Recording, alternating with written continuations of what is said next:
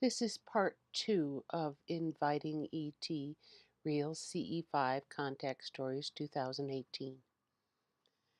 The next thing we knew, about 100 days after the primer was published, those diligent students who had practiced earnestly and sent up their telepathic invitations per Teeny's instructions began to receive visits from the Ponte. We started to get reports from more than a dozen different countries that stretched from one side of the planet to the other. Reunion Island in the Indian Ocean, Australia, New Zealand, China, Japan, uh, Canada, Mexico, England, Scotland, Ireland, Sweden, France, Spain, Portugal, Switzerland, the United States. The list just keeps building and going on and on. Many of these folks began to write to the Sandia Mountain crew, or Otter or I. They started to call us. They began to show up at our doorstep. They had lots of questions, and we provided what answers we could. And what we didn't know, well, we asked the Ponte. A number of those first students began to get repeat visits in their homes and at their places of work. A number of people began to spontaneously describe huge telepathic downloads of information directly to them. They began to, like Otter and I, pick up on individual voices and personalities of their visitors, the Ponte that were coming to see them. They could emotionally and physically figure out who was who. The increase in exposure to our Zeta friends' intense, multi-layered telepathic communication helped these contactees' brains learn how to handle longer and longer conversations without tiring. The contactees and the experiencers began to talk to and learn from the Ponte directly. And then, the evidence began to come in. These experiencers from all across the planet began to photograph and videotape evidence that the Ponte had come to see them. They wanted to document their personal CE5s. They wanted to show the world that they were not crazy for hearing telepathic voices and that they had proof to show everyone. They began to collect everything from strange-looking soil samples they found in their bed sheets, or unusual substances stuck to their skin, forensic evidence of four-fingered handprints found on dusty shelves, strange amber stains on their pillowcases, and more. They photographed landing locations in their backyard, circular patches of grass whose patterns were laid down like miniature crop circles, triangular formations, depressions in the soil from landing gear. The contactees took videos of craft over their homes, over their work, drones, skipper ships, and more. We began to collect and post all the evidence they spontaneously sent in of their personal close encounters uh, on the official firstcontact.com website. Now, please remember something. These contactees are not scientists. They're not professional photographers. They weren't necessarily trained in gathering forensic evidence. These are just lay people who were and are attempting to document extraordinary events happening in their lives. They are doing their best to provide solid proof of their close encounter of the Ponte kind. Here are some of the examples of the types of evidence contactees are spontaneously submitting. The bright blob in the upper left corner was a photo taken by repeat contactee Jason Gerhardt from Florida in the USA. Jason has several nice videos of several different kind of craft that he's filmed over his home or work. This is an enlargement of a still from a video shot over his home of a vessel surrounded by a plasma field. That second photo in the top middle of green grass, well, that was a landing site of swirled grass and indented depressions, triangular depressions in the soil, left in the backyard of repeat contactee Jim Hayslip. He took these photos. The upper right image looks like four little white spherical balls of light. Our Ponte friends call this type of vehicle a drone carrier. It was photographed by Jason in Florida this spring. By the way, all these images are from this year and during the first 6 months plus after the Telepathy 101 primer was published on officialfirstcontact.com. The bottom left and right photos are taken by experiencer Kevin Estrella up in the Toronto, Canada area. The first one are amber stains and spots that he found on his pillowcase. The second, the last photo in the bottom right, is a dusty four-fingered handprint left on his shelf on his TV stand.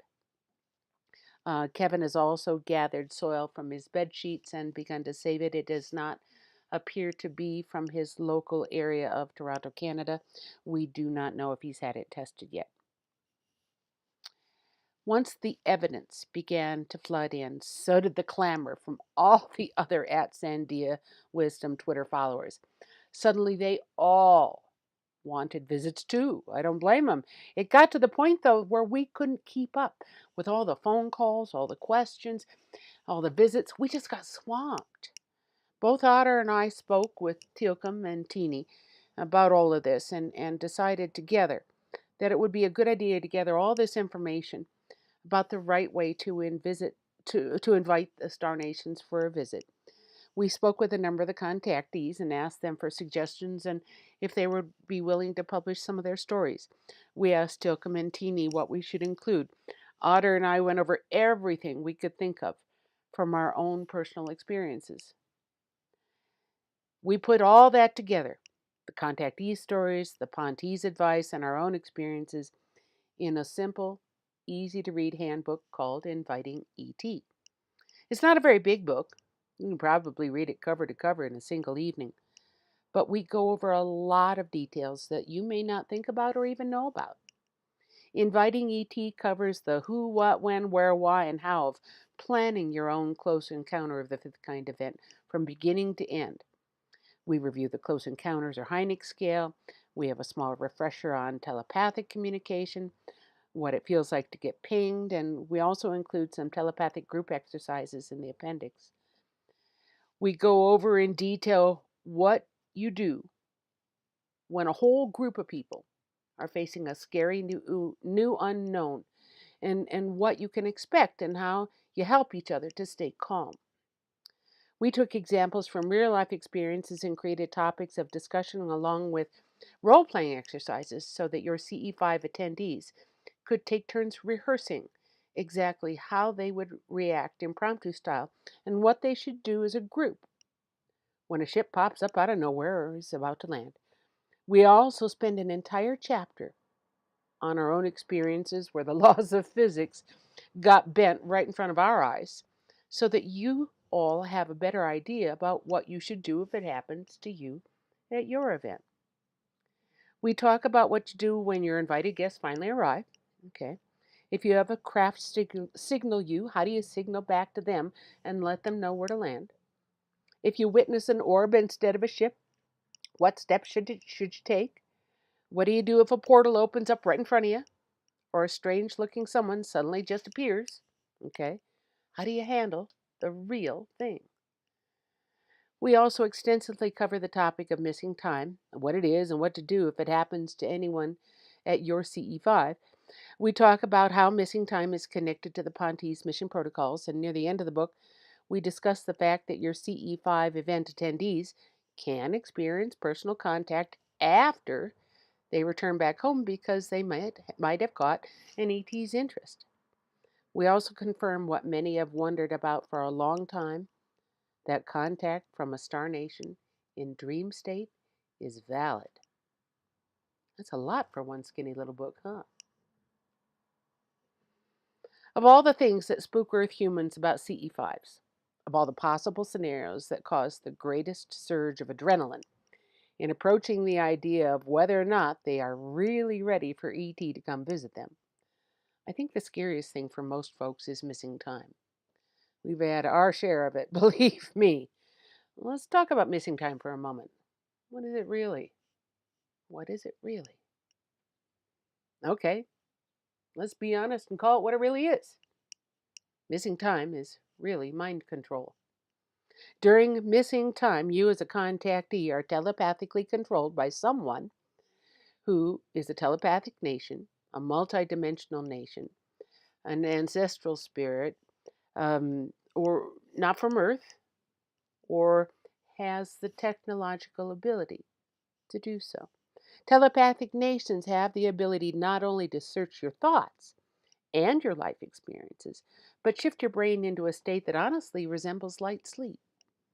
Your brain waves are slowed down from a waking state of consciousness to more of an alpha theta state that's akin to hypnosis. Moving you as the contactee into this state of consciousness makes it much easier for telepathic star nations to keep your fears in check. It also helps them communicate lots of information a whole lot faster. The difficulty comes in when we cannot access these memories because they're not as easy to retrieve. They're not in easy to retrieve long-term storage in your brain. Your memories during a missing time event are not gone, but they have been stored in alpha theta state, and you must re-enter that slower brainwave state in order to retrieve them. What's missing time feel like? Well, it's a sudden awareness that you got a glitch in your memories, guys. Personally, my favorite description of missing time is that it's like a bad movie edit. It's as if somebody left part of your life on the cutting room floor. We have a good missing time story that occurred to us in March of 2014.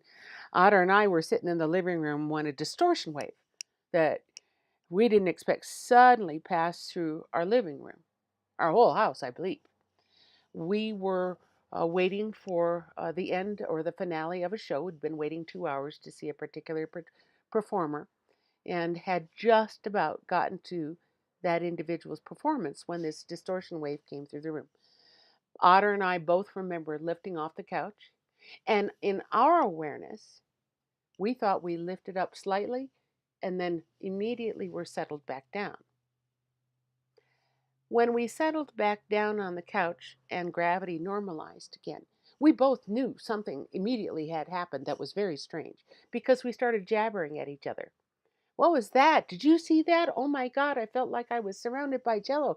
Did you hear the Ponte? Did you see his face? Otter did. I did not. But then we looked for our show. The TV was still going, but the show was over. Our guy had already performed. The credits had already rolled. The next show had already started. And we had somewhere between 15 and 22 minutes of missing time.